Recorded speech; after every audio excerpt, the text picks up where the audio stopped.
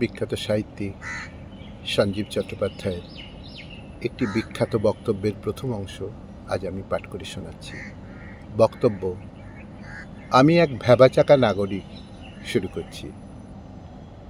এই পৃথিবীতে যখন চোখ মেলেছিলুম সে গত শতাব্দীতে, তখন জগৎ জীবন অন্যরকম ছিল। সেই সময় ভারতবর্ষ পরাধীন ভারতে একটা ব্যাপার হয়েছিল। ধরুন একটা জলের ব্যাগ, সেটাকে একদিকে চাপ দিলে আরেক দিক ফুলে ওঠে। শাসক গোষ্ঠী যখন আমাদের অনবরত পদদলিত রাখতে চাইতো, সেটা একটা চাপ। সেই চাপের ফলে আর একটা দিক ফুলে উঠেছিল, সেটা হচ্ছে আমাদের জাতীয়তাবোধ।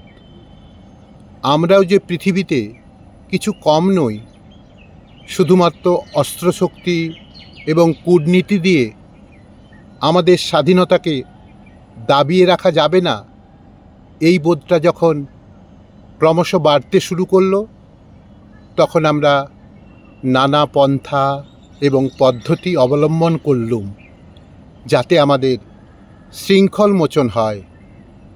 অনেক রকমের মতবাদ এলো, যেমন শান্তিপথে স্বাধীনতা, অশান্তির পথে স্বাধীনতা, রিভলিউশন, অস্ত্রশস্ত্র নিয়ে আমরাও যুদ্ধ করব।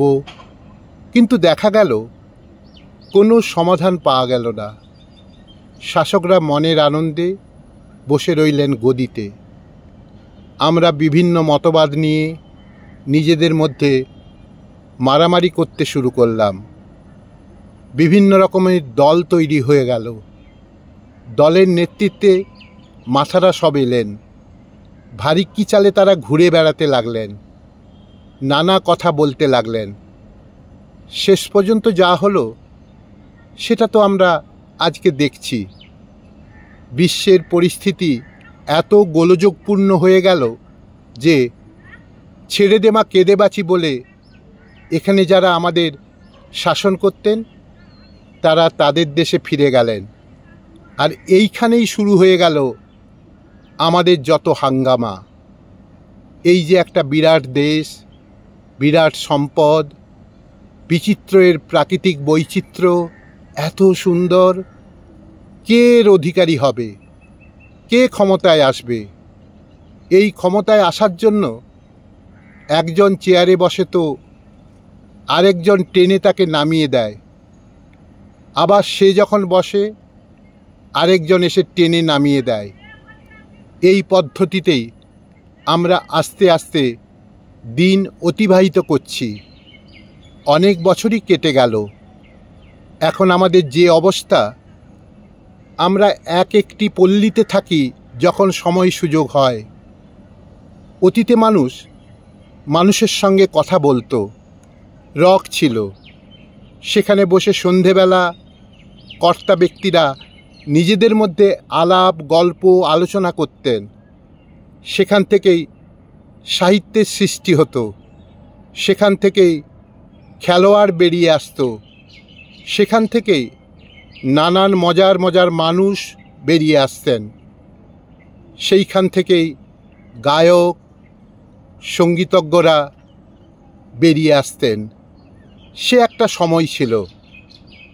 আমরা যদি পরশুরামের লেখা পড়ি, শ্রদ্ধেয় রাজশেখর বসুর লেখা পড়ি, সেই সময়ের চিত্র আমরা দেখতে পাব। সেই সময় আমরা পরস্পরের সঙ্গে মেলামেশা করতাম, রঙ্গরসিকতাও করতাম।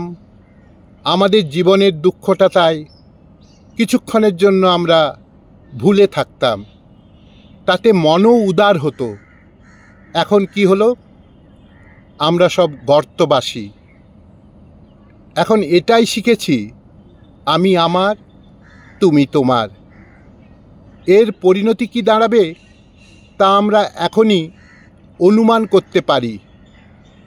এই রকমই চলতে থাকবে নাগরদোলার মতো, কখনো ওপরে কখনো নিচে। একদল ওপরে উঠে গেল, আবার বো বো করে নিচে নেমে এলো।